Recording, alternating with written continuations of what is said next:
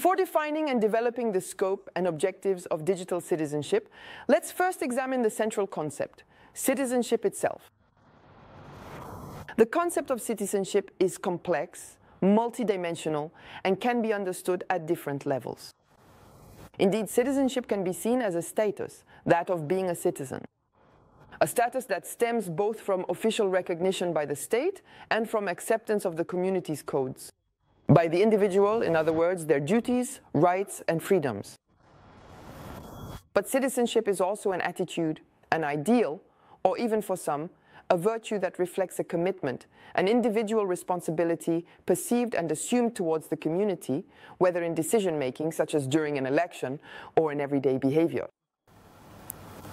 Thus, we distinguish between two types of citizenship: political citizenship and everyday citizenship. If we consider digital technology primarily as a tool and not as an end in itself, digital citizenship can be seen as an extension of political and everyday citizenship into the digital sphere. But it can also be understood as new means, uses, and practices that help redefine and evolve the expression of citizenship. Online social movements or the easier participation in citizen consultations are just a few examples. In other words, citizenship is making its digital transition and facing new challenges.